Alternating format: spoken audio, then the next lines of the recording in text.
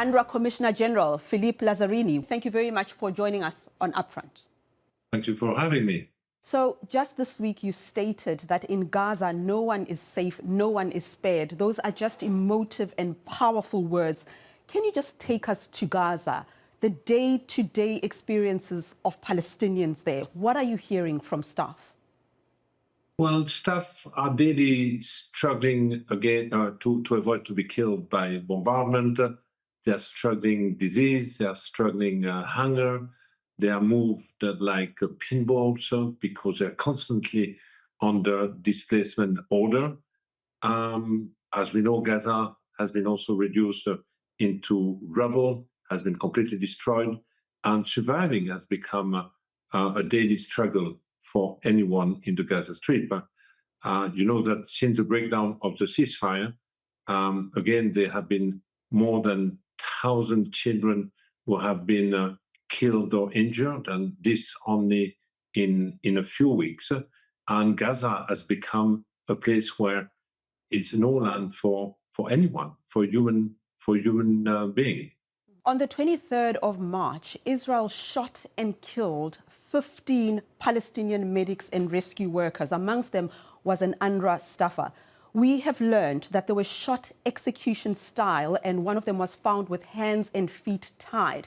They had multiple gunshot wounds to the head, chest and torso. We are literally talking about rounding up medics and aid workers, shooting them execution style. Have you seen anything like this before? I mean, have we reached a new low in this conflict? I think we are constantly reaching a new low. The tragic incident you are describing is absolutely horrendous. It's harrowing. We have seen during this conflict that humanitarian workers, unfortunately, have been targeted, like journalists have been targeted. When it comes to our agency, we have more than 280 of our staff have been killed. More than 400 humanitarian workers have been killed. But the way these paramedics have been killed is absolutely shocking and shows a new low. And that's the reason why we are also calling for independent international investigation into this, what could amount as a war crime. So it's not just the killings, it's not just the shortage of food and health services. It is also the threat of displacement. Last month, Israeli Prime Minister Benjamin Netanyahu said Israel plans to maintain security control over Gaza after the conflict and implement US President Donald Trump's plan for the region, resettling the population of Gaza in what he called, and I quote here, voluntary immigration. Israel's Security Cabinet, in fact, has approved these plans and established what it calls the Voluntary Immigration Bureau for Gaza residents who are interested in this relocation and immigration to third countries. I mean, what do you make of this idea of voluntary immigration that Benjamin Netanyahu is pushing for? I do believe there is nothing voluntary in this displacement program. This is called forced displacement. Everything is made to put pressure on the Gazan to leave the Gaza Strip. It's becoming totally uninhabitable. And in that sense, we cannot talk about a voluntary movement. And as you know, the position of the United Nations has been very clear about this. This amount to forced displacement, and forced displacement, again, is in contradiction with international humanitarian law and could also amount to war crime. Prime Minister Netanyahu was in Washington, D.C. for his second meeting with President Trump since he took office. They spoke to the press in the Oval Office, and Trump referred to Gaza as a, quote, incredible piece of important real estate. Incredible piece of important real estate, and suggested that having a peace force like the US there controlling and owning the Gaza Strip would be a good thing. We already know that he's talked about changing the area into some luxurious tourist destination, the Riviera of the Middle East. Are you concerned that the US itself might enter and have military control over Gaza? I'm not aware of such a plan. You know our posture regarding the real estate Riviera. The international community has reacted. The Arab world has reacted, has come with a counter proposal, a reconstruction plan in Gaza with the Gazans in their land so that they can stay. But today, the reality in Gaza, it's a kind of a post-apocalyptic reality. Everything has been destroyed. The fighting is continuing. It has become a kind of killing zone for the people, and we basically are witnessing the emergence of a kind of post-apocalyptic dystopian war. At the beginning of the year, Israel formally banned UNRWA from operating on its territory. Now, just this week, Israel security forces forcibly entered 6 UNRWA schools, giving them notice, this is in East Jerusalem, and gave them notice to shut down in 30 days. Okay, you've told us how your staff are faring under these circumstances. But this ban, this shutting down of school, what does it mean for future humanitarian aid for Palestinian refugees?